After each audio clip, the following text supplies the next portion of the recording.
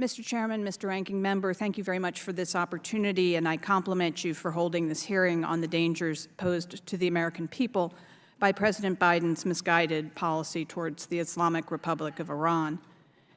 To my observation, the Biden-Iran policy has been driven over the last 32-some months by their directive to re-enter some new version of the Obama-era nuclear deal or Joint Comprehensive Plan of Action with Iran.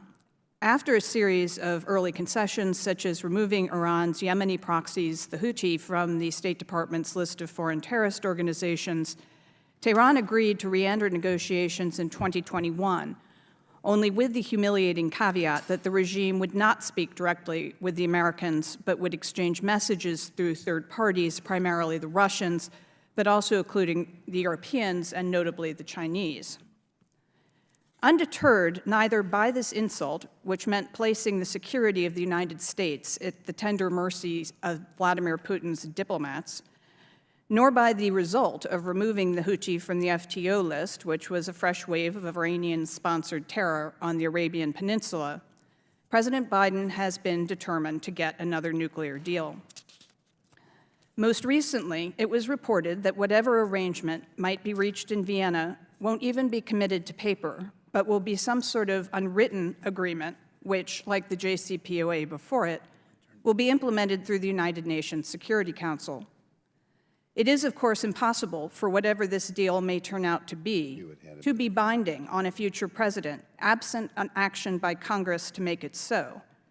But my point today is to illustrate how the myopic pursuit of this Moby Dick of a deal has materially undermined Biden administration policies toward two much more serious and indeed increasingly intertwined threats to the American people from Russia and China.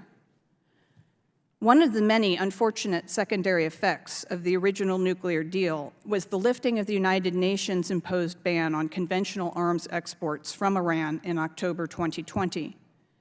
Since then, the regime has focused on mass production of cheap offensive weapons for export, both to their proxies as well as to whomever will pay on the international market.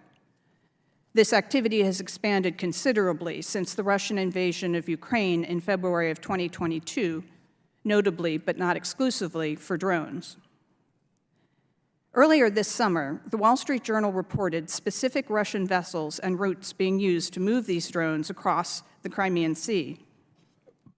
The public can literally read about it in the paper, yet the administration has taken no action against these targets, which would stop this flow of reinforcements to Putin that are only being used to kill Ukrainians and destroy the equipment President Biden demands American taxpayers supply to the war.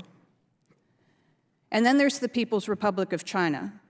According to official Iranian sources, which do not include additional illicit flows of oil through Iraq, Iranian oil exports to China have mushroomed from 324,000 barrels a day in 2020, the last year of the Trump administration, to some 1.1 million barrels a day in 2023. An almost fourfold increase in this activity isn't bad luck or some product randomly squeaking through the net.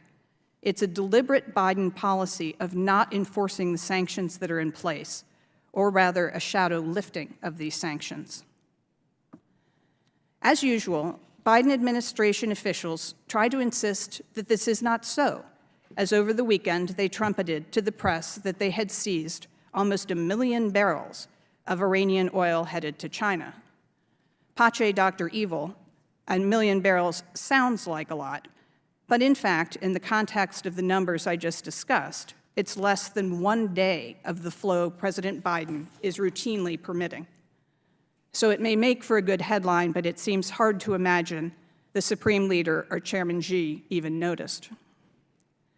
In conclusion, from permitting Iranian drones to flow to Russia and Iranian oil to flow to China for the sake of getting into a new nuclear deal that won't even be written down, President Biden's Iran foreign policy is actually increasing the very real threats to the United States from Russia and China, while making our old enemies in Tehran richer. Thank you very much for this opportunity to at least start asking questions about this approach, and hopefully in the future, the Biden administration will see fit to provide answers.